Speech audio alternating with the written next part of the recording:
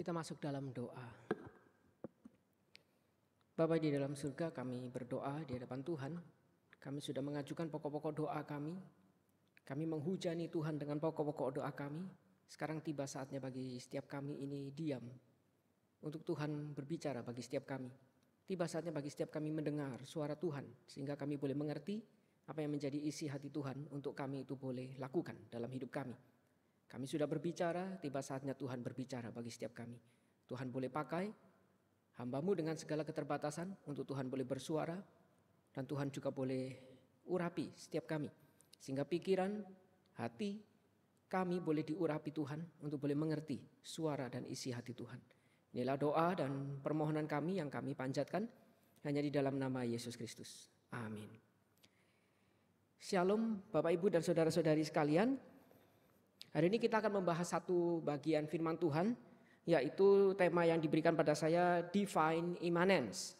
Saya berikan tema yang lebih sederhana dalam bahasa Indonesia, tapi bukan menerjemahkan tema dari Inggrisnya, karena istilahnya cukup sulit, ini istilah teologis. Jadi saya memberikan judul dari tema ini untuk kita mudah mengingat, yaitu Tuhan yang mencari kita. Tuhan mencari setiap kita. Dan diambil dari Mazmur pasal yang ke-139 ayat 1 dengan ayat yang sampai ayat ke-12. Mazmur 139 ini keseluruhannya itu harusnya ada 4 bagian, 4 bait. Saya hanya ambil 2 bait sesuai dengan tema kita, The Divine Immanence, yang saya berikan judul Tuhan yang mencari kita. 2 bait itu yaitu ayat 1 sampai dengan ayat yang ke-12. Demikian firman Tuhan saya akan bacakan bagi setiap kita. Untuk pemimpin biduan Mazmur Daud, Tuhan, Engkau menyelidiki dan mengenal aku. Engkau mengetahui kalau aku duduk atau berdiri. Engkau mengerti pikiranku dari jauh. Engkau memeriksa aku kalau aku berjalan dan berbaring. Segala jalanku Kau maklumi. Sebab sebelum lidahku mengeluarkan perkataan, sesungguhnya semuanya telah Kau ketahui ya Tuhan. Dari belakang dan dari depan Engkau mengurung aku. Dan Engkau menaruh tanganmu ke atasku. Terlalu ajaib bagiku pengetahuan itu, terlalu tinggi, tidak sanggup aku mencapainya. Lalu bait yang kedua, kemana aku dapat pergi menjauhi rohmu? Kemana aku dapat lari dari hadapanmu? Jika aku mendaki ke langit, Engkau di sana. Jika aku menaruh tempat tidurku di dunia orang mati, di situ pun Engkau. Atau Engkau pun juga ada di sana. Jika aku terbang dengan sayap fajar, dan membuat kediaman di ujung laut, juga di sana tanganmu akan menuntun aku, dan tangan kananmu memegang aku. Jika aku berkata, biarlah kegelapan saja melingkupi aku, dan terang sekelilingku menjadi malam, maka kegelapan pun tidak menggelapkan bagimu, dan malam menjadi terang seperti siang, kegelapan sama seperti terang. Demikian pembacaan firman Tuhan. Saudara-saudara, jika kita melihat di dalam bagian ini, sekali lagi bagian ini berbicara tentang Tuhan yang mencari kita. Bagaimana Tuhan itu digambarkan, Dia itu rela untuk mencari, atau dalam bahasa Indonesia itu diterjemahkan menyelidiki setiap kita. Jadi ini dengan bahasa Tuhan itu mencari tahu tentang kita. Tuhan sudah tahu, tapi Dia memilih untuk menggali lagi, mengkorek-korek untuk tahu lebih detail tentang kita. Dan di dalam bagian ini secara keseluruhan Mazmur 139 itu kita bisa lihat yaitu ada satu tema yang diulang berkali-kali dengan satu kata yaitu yada. Yada ini diulang 7 kali di dalam satu pasal Mazmur ini dan muncul 4 kali dari ayat 1 sampai 6. Jadi kata yada ini, yada bisa diterjemahkan itu tahu, tapi bukan hanya tahu, yada itu juga bisa diterjemahkan itu bukan cuma tahu, tapi mengenal. Mengenal pun bukan hanya mengenal, tapi mengenal dengan lebih intim. Karena itu seringkali digambarkan kata yada, ini diterjemahkan dalam bahasa Indonesia itu bukan cuma tahu, tapi suami istri bersetubuh itu juga menggunakan kata yada. Jadi maka suami menghampiri istrinya itu menggunakan kata yada. Dan disitulah digambarkan, yada itu bukan cuma tahu, tapi mengenal dengan intim. Ibarat seperti kalau pasangan masih pacaran, merasa kenal, tapi sebenarnya belum semua dia ketahui, belum utuh. Karena itu dia belum tahu kalau pasangannya itu ternyata suka ngorok, suka ngelindur, suka ngigau, suka mengganggu dia kalau tidur. Seperti teman saya, dia mengatakan pada saya, Fred, sebelum married saya pikir dia baik-baik saja. Lu enggak baiknya apa? Ternyata setelah married dia tuh orangnya suka ngelindur. Kalau ngelindur tuh bisa tiba-tiba teriak. Saya itu married sama dia berapa minggu pertama enggak bisa tidur. Begadang terus. Ada satu yang dia itu tidak ketahui. Sekarang setelah menikah lebih intim, lebih detail. Tidak malu-malu lagi. Mereka makin akrab, makin tahu, makin kenal. Makin tahu tentang dia luar dalam apa adanya. Ini yang digambarkan. Jadi Tuhan yang mencari kita, itu Tuhan yang bukan cuma tahu tentang kita, tapi Tuhan itu ingin mengakses kita, tahu lebih dalam lagi. Dan itu digambarkan Tuhan itu ingin mengenal kita, berelasi dengan intim. Itu tema di dalam keseluruhan Mazmur 139. Dan di dalam 2 pasal yang kita akan bahas, 2 bait. Bait pertama itu ayat 1 sampai 6, ini menggambarkan relasi yang intim tadi. Di mana digambarkan Tuhan itu tahu semua hal tentang kita. Luar dan dalam, pikiran kita, apa yang kita ucapkan, perbuatan kita. Yang tampak dan tidak tampak, semua itu Tuhan tahu. Lalu dilanjutkan oleh pemazmur di dalam bait kedua. Kalau Tuhan itu tahu semuanya, lalu digambarkan manusia itu tidak mungkin bisa melarikan diri dari kehadiran Tuhan. Jadi Tuhan maha tahu, dan Tuhan yang maha tahu itu digambarkan Tuhan itu maha hadir. Bukan cuma dia tahu segala sesuatu, tapi dia juga selalu senantiasa meliputi dan hadir pada setiap situasi hidup kita. Setiap saat hidup kita. Tuhan tahu semua hal tentang kita, Tuhan meliputi, menaungi semua kondisi, setiap waktu dalam hidup kita. Karena itu bagaimana Tuhan mencari kita? Saya berikan dari 2 bait ini ada 2 hal yang ditekankan pemazmur. Yang pertama, Tuhan itu mencari kita karena Tuhan ingin mengenal kita. Berelasi lebih intim kepada kita. Tuhan yang begitu tinggi, dia rela datang untuk mengenal kita. Merendahkan dirinya untuk mengenal kita. Dan di situ pemazmur kemudian mengatakan kita tidak mungkin bisa melarikan diri dari Tuhan yang hadir untuk mengenal kita itu. Kita akan membahas di dalam 2 bagian ini. Kita masuk bagian pertama, Tuhan mengenal kita. Tuhan yang mencari kita itu adalah Tuhan yang ingin mengenal kita. Bukan kita yang mengenal Tuhan, Tuhan mengenal kita. Ini hal yang luar biasa menjadi ungkapan iman dari pemazmur. Dia mengatakan di dalam ayat pertama, Tuhan, Engkau menyelidiki dan mengenal aku. Ini ada 2 tahap, digambarkan sebagai bahasa gambaran. Seolah-olah Tuhan itu seperti manusia yang mencari tahu.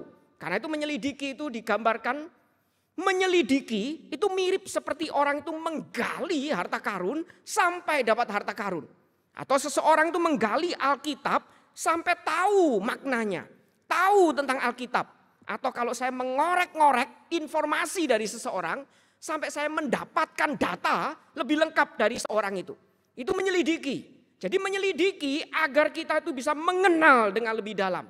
Itu yang dilakukan Tuhan, yang diungkapkan oleh pemazmur. Tuhan kita itu ternyata Tuhan yang rela menyelidiki.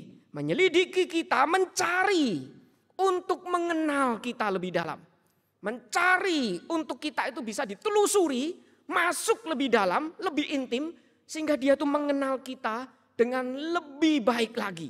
Digambarkan seperti itu, Tuhan yang maha tahu. Dia sudah tahu tentang kita. Tapi dia digambarkan rela untuk berelasi, menggali. Bapak Ibu, jika kita menggali informasi, bukankah itu ada satu hal yang kita itu lakukan untuk kita bisa mengenal dia. Berelasi, bercakap-cakap.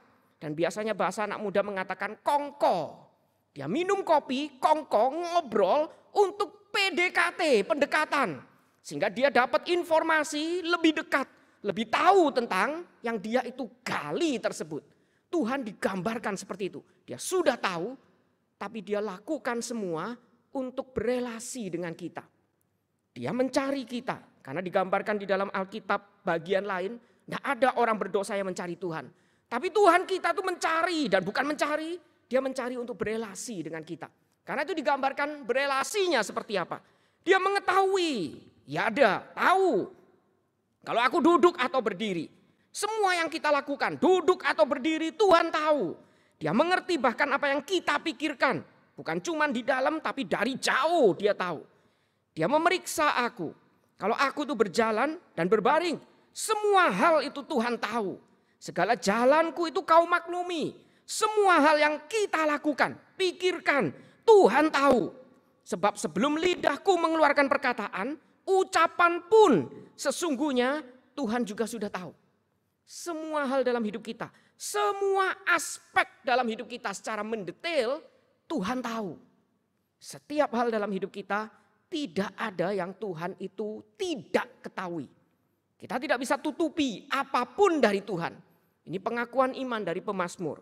Karena itu pemazmur itu kemudian menggambarkan Tuhan yang tahu ini kemudian digambarkan seperti seorang tukang periuk yang sedang membentuk sebuah bejana. Jadi dari belakang dan dari depan, engkau mengurung aku, engkau menaruh tanganmu ke atasku. Bapak Ibu, Mazmur 139 ini juga digambarkan mazmur yang dianggap salah satu mazmur yang paling indah. Gambarannya itu banyak bahasa gambaran yang membuat kita itu sadar, ini Tuhanku. Dia seolah-olah itu mengukung kita, mengurung kita, menaruh tangannya atas kita. Tapi gambaran yang digunakan oleh pemazmur itu mirip seperti tukang periuk itu yang mengurung bejana itu, tanah liat itu. Dikurung, ditekan, diarahkan tangannya untuk bisa dibentuk dengan lebih baik. Meskipun dibentuk itu kadang-kadang tidak enak. Kita lebih suka ditinggalkan sebagai tanah liat yang tidak beraturan. Tapi Tuhan ingin mengurung kita, menekan kita, dibatasi agar kita itu bisa berbentuk dengan lebih baik. Ditekan atasnya agar bisa berbentuk dengan lebih baik, lebih rapi. Tuhan membentuk kita, mengurung kita, menaruh tangannya atas kita. Tuhan tahu semua tentang kita, sehingga Tuhan tahu bagaimana membentuk kita. Tuhan tahu apa bagian kita yang harus Tuhan itu perlengkapi, bentuk dengan lebih baik. Sehingga setiap kita bisa menjadi dengan lebih indah lagi di hadapan Tuhan. Ini pengungkapan dari pemazmur. Tuhan mencari kita, itu mengenal intim untuk membentuk setiap kita. Dan di situ kemudian digambarkan. Sebagai kesimpulan dari pemazmur ini. Dia mengatakan terlalu ajaib bagiku pengetahuan itu.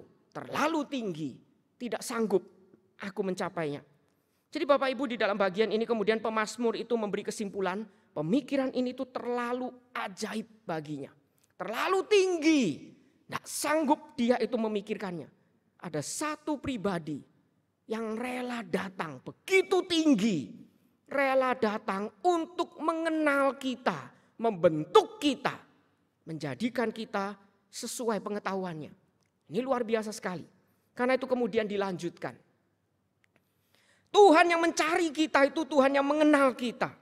Setelah kita dikenal oleh Tuhan yang tahu semua aspek tentang diri kita tidak dapat bersembunyi dari Tuhan. Karena itu digambarkan di dalam bahasa berikutnya, bait berikutnya, kemana kemudian aku itu bisa pergi menjauhi rohmu? Kemana aku dapat lari dari hadapan Tuhan? Kalau Tuhan semuanya tahu tentang saya, bagaimana saya bisa sembunyi? Dia mau membentuk saya dengan waktunya dia, bagaimana saya bisa menolak? Pemikiran itu terlalu ajaib. Dan jika aku mendaki ke langit, engkau di sana. Jika aku menaruh tempat tidurku di dunia orang mati, di situ pun engkau. Jadi jika kita itu mendaki langit, Tuhan itu ada. Di tempat paling tinggi ada Tuhan. Di tempat yang paling rendah, bahkan lebih rendah lagi. Bukan cuma di bumi, tapi di dunia lebih bawah lagi, dunia orang mati. Ada Tuhan. Bukankah ini bahasa yang menarik sekali? Jika kita itu berpikir Tuhan cuma ada di langit, surga, tempat yang terang, tapi di tempat yang gelap, tempat orang mati tidak ada Tuhan, kita salah. Dan bukankah seringkali orang Kristen berpikir seperti itu? Tuhan itu ada hanya di tempat-tempat yang mungkin kita itu gambarkan seperti surga, langit, tempat yang terang. Ketika semua baik-baik saja. Di dalam hidup kita, di situ pasti ada Tuhan. Tapi ketika masalah itu datang, kegelapan itu diizinkan meliputi kita. Kita mulai bertanya, di manakah engkau Tuhan? Seolah-olah Tuhan bisa tidak hadir. Seolah-olah Tuhan itu bisa tidak ada di dalam hidup kita. Tapi pemazmur mengingatkan tidak ada satu waktu pun Tuhan yang maha tahu itu tidak hadir dalam hidup kita. Dia bukan cuma maha tahu, tapi dia maha hadir. Dia hadir bahkan di tempat yang paling tinggi sampai di tempat yang paling rendah. Di tempat yaitu tempat orang mati. Bahkan lebih lanjut lagi, pemazmur memberikan gambaran yang luar biasa. Jika aku terbang dengan sayap fajar dan membuat kediaman di ujung laut. Nah, ini dalam bahasa Indonesia mungkin agak sulit dimengerti.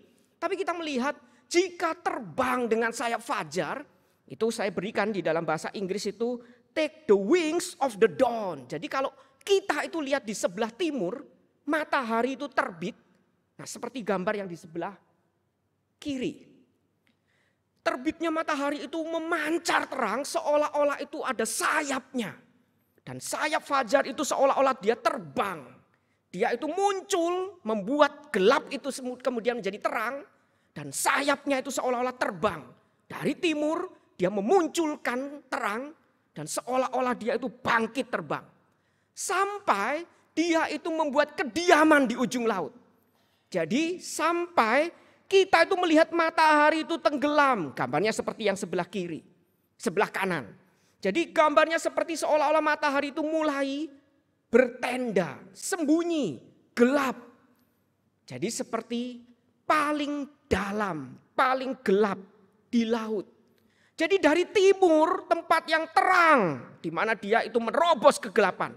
Sampai di barat, di tempat yang gelap, di mana matahari itu kemudian hilang. Ditelan oleh laut, di mana laut itu digambarkan kuasa yang penuh misteri, di mana mereka saat itu percaya itu tidak ada Tuhan. Tapi pemazmur mengatakan semua hal itu Tuhan di sana.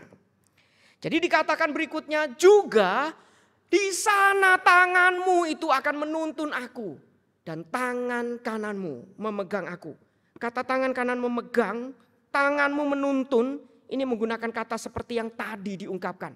Di sana pun, di tempat paling tinggi dan di tempat paling rendah, di timur dan di barat, tempat yang terang dan tempat yang gelap, tempat yang katanya ada Tuhan dan tidak ada Tuhan. Semua itu ternyata Tuhan ada di sana. Dan bukan cuman ada, dia menuntun dan membentuk kita dengan tangannya. Kita itu seperti periuk yang dibentuk oleh tukang periuk itu. Kita itu cuma tanah liat yang dibentuk oleh Tuhan kita, yaitu pengrajin itu. Ini ungkapan dari pemazmur. Karena itu kemudian pemazmur itu menutup dengan kalimat yang luar biasa. Jika aku berkata, biarlah kegelapan saja melingkupi aku dan terang sekelilingku menjadi malam. Maka kegelapan pun tidak menggelapkan bagimu. Dan malam menjadi terang seperti siang. Kegelapan sama seperti terang.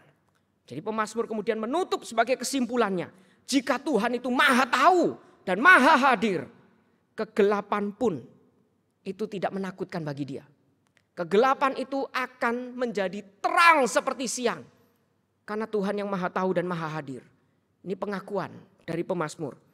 Lalu apa yang kita bisa pelajari dari pengakuan pemazmur ini? Bapak Ibu, jika kita melihat pengakuan pemazmur ini, dia menggambarkan Tuhan itu Tuhan yang senantiasa mencari kita. The divine immanence.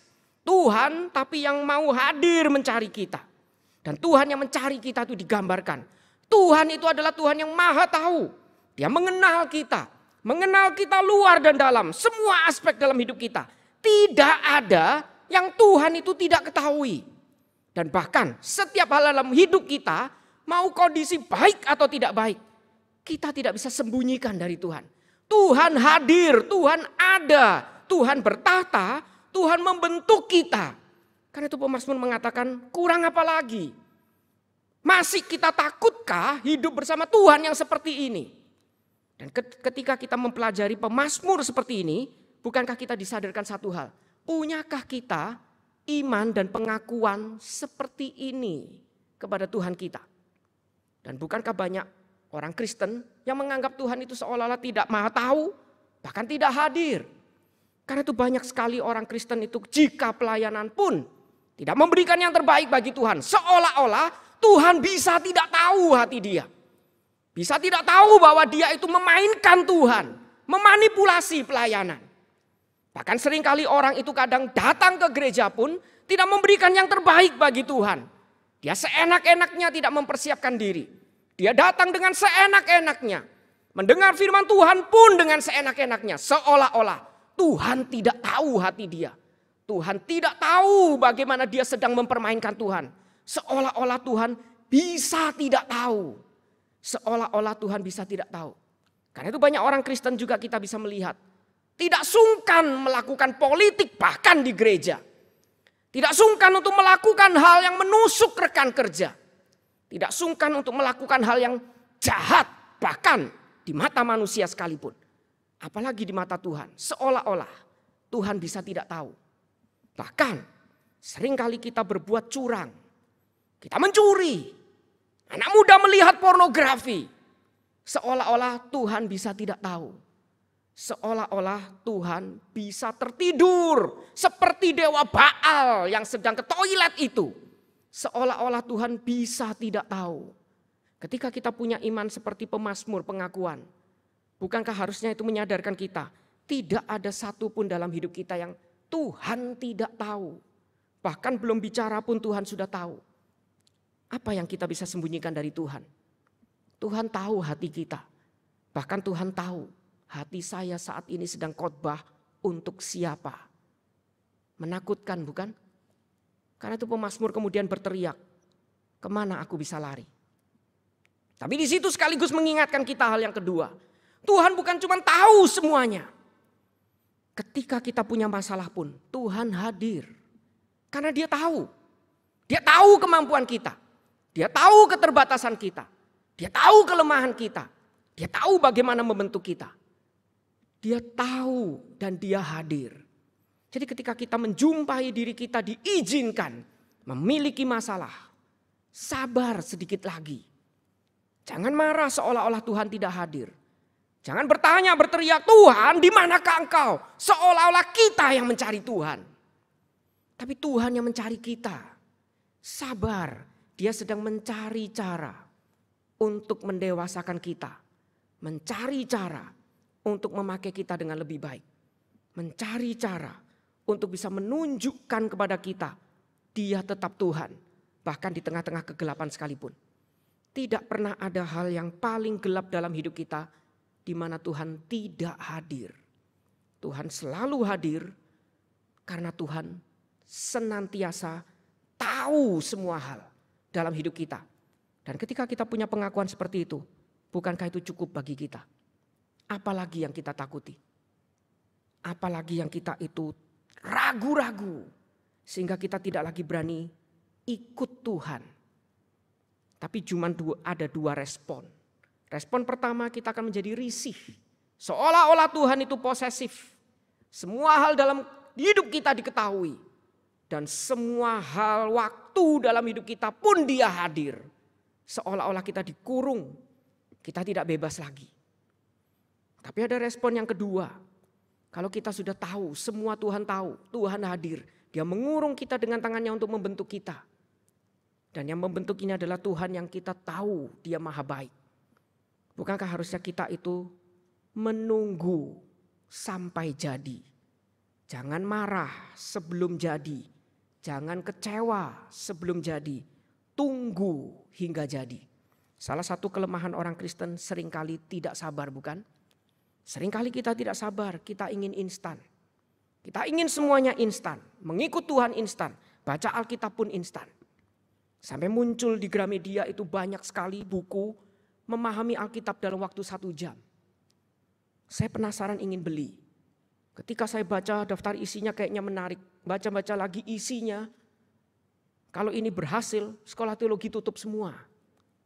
1 jam menguasai Alkitab. Lalu saya coba bagaimana caranya 1 jam menguasai Alkitab. Ketika saya coba baca, saya baru sadar. Dia benar, dia berhasil. Setelah 1 jam saya sadar. Alkitab itu tidak mudah dipelajari.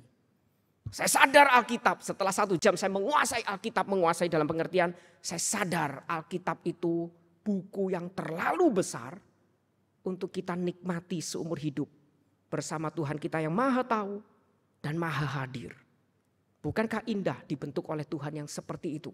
Dia tahu kita mau seperti apa, jalankan, jalani, tidak enak, jalankan, sabar. Karena itu ketika kita itu ingin menangis di tengah kegelapan, ingat satu kata, sabar sedikit lagi.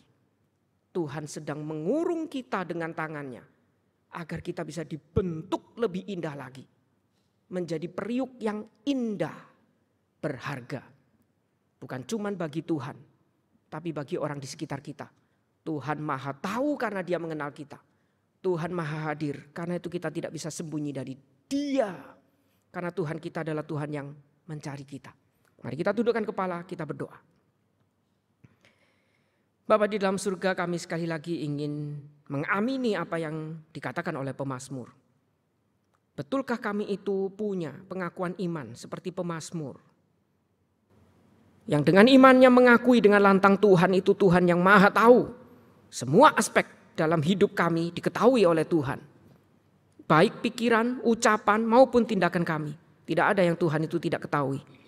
Jadi bagaimana mungkin kami itu bertindak seolah-olah kami bisa tersembunyi dari Tuhan. Kami bisa melakukan dengan tidak serius seolah-olah Tuhan bisa tidak tahu. Karena itu kami ingin dengan kesadaran ini mulai mencoba lebih serius di hadapan Tuhan. Tuhan Maha tahu. Tuhan tahu bahkan isi hati kami. Kami tidak sanggup menipu Tuhan. Tuhan bisa tahu isi hati setiap kami. Karena itu pemazmur juga mengingatkan. Tuhan bukan cuma tahu. Tuhan juga Maha hadir. Di dalam setiap kesulitan kami pun. Di mana seringkali kami merasa Tuhan tidak ada di sana. Tuhan ternyata hadir. Tuhan membentuk kami. Karena itu ketika kami itu mengalami kesulitan. Sadarkan kami juga hal ini. Tuhan yang Maha tahu tidak mungkin tidak tahu apa yang kami butuhkan. Dan Tuhan yang Maha hadir tidak mungkin tidak hadir untuk menggandeng tangan kami. Membawa kami keluar dari masalah hidup kami. Untuk kami bisa kembali melihat Tuhan dengan lebih baik lagi. Karena itu Bapa, biarlah ini menjadi seruan iman kami, pengakuan iman kami. Seperti pemazmur, demikian pula kami ingin mengakui Tuhan. Yaitu Tuhan yang mencari setiap kami. Mengenal kami. Hadir dalam hidup kami. Dalam nama Yesus Kristus kami berdoa. Amin.